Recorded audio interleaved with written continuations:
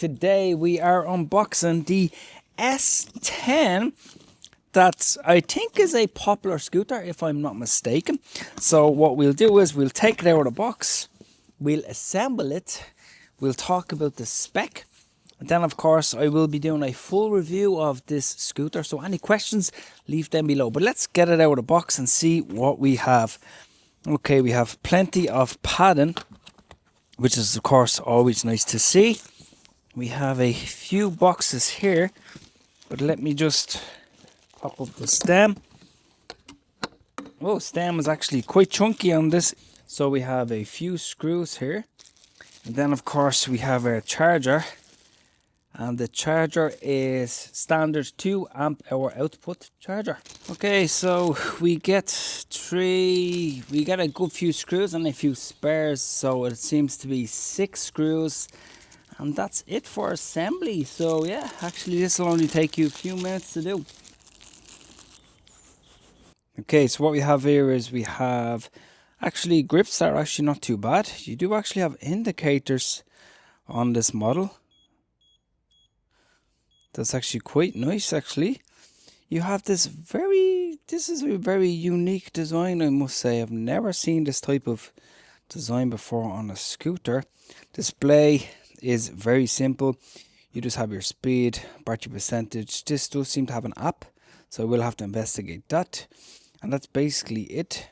You have of course a nice thumb throttle design here, your menu switch, and then your power button. So very simple. And then of course coming up on front here, you have this cables that are getting in the way of our main light. There we go.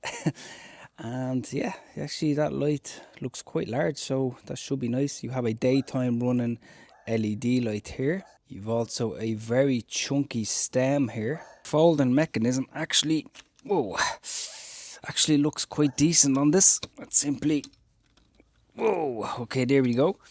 You have of course a cable inside. You need to be careful with these type of designs, but it's actually quite beefy and it locks fairly firm. Kind of funny the way that kind of goes. This kind of latch here, it seems to be very stiff out of the box, so be careful with your there we go. Be very careful with your fingers. So yeah, that's a kind of new, but you know, I'm not really worried about that, to be honest. One funny thing is these decals. It's basically just, if you have a look here, it's a sticker that can actually be peeled off. It has of course the branding and the scooter model on it, but that could have been done a little bit better. But of course it's nothing to cry about. You have your charging port here, which is actually quite a good place, so you know you can't accidentally damage the charging port. Cable management, not too bad.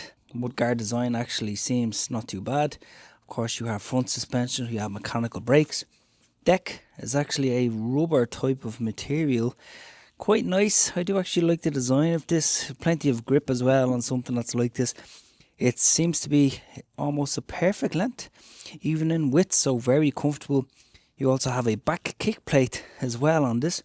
Back LED, again huge back suspension. That seems, if you just take a look, that's actually quite chunky in person. And of course you have your mudguards and then your motor, and these are 10-inch tires as well, but they are tubed tires, not tubeless. But what are you gonna do? You also have, actually I just noticed, you have these LED strips which are also your indicators on the side of the scooter. So actually, funny enough, I'm actually surprisingly like this model. But of course, let's talk about the spec here. So apparently this S10 model has a 1400 watt peak motor.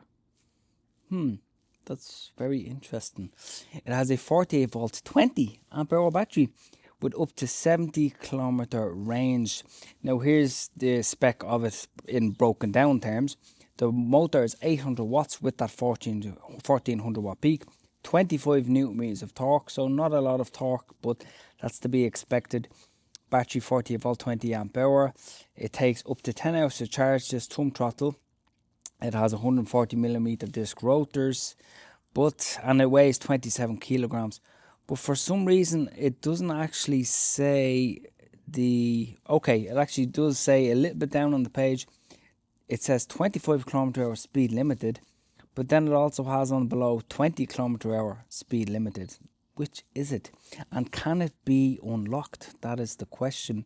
And of course the range on this is actually up to 70 km range, but I've had batteries that size in the past. Realistically, if you're going, I guess if it was unlocked to 40 or 45 kilometers an hour, you would probably get around 30 kilometer range, but it is locked to 25 kilometers an hour. But I'm going to have to investigate that. So you would get that higher top end range. So that's pretty much it. I'm going to fully charge it and then take it out on its first ride, but also I'm going to be doing a full review on it.